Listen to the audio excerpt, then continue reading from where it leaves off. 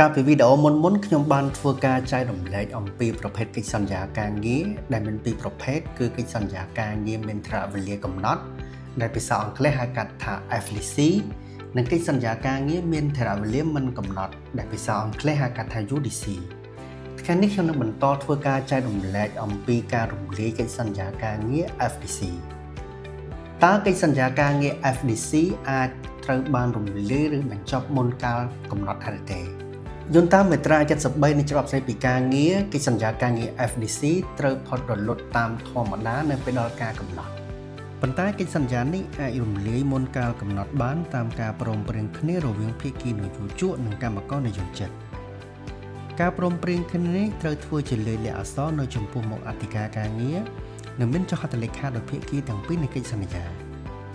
ប្រសិនបើគ្មានការព្រមព្រៀងរបស់ភាគីទាំងសងខាងទេ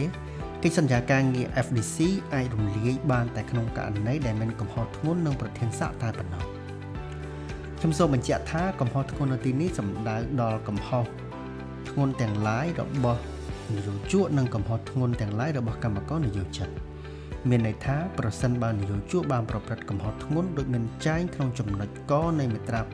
83នៃច្បាប់ស្តីពីការងារកម្មករនយោជិតអាចរំលាយកិច្ចសន្យាការងារ FTC មុនកាលកំណត់បានដូចគ្នាផងដែរប្រសិនបើកម្មករនយោជិតបានប្រព្រឹត្តកំហុសធ្ងន់ដូចមានចែងក្នុងចំណុចខនៃមាត្រា83នៃច្បាប់ស្តីពីការងារឬកំហុសធ្ងន់ដូចមានចែងក្នុងបទបញ្ជាផ្ទៃក្នុងរបស់ក្រុមហ៊ុននយោជកអាចរំលាយកិច្ចសន្យាការងារមុនកាលកំណត់បាន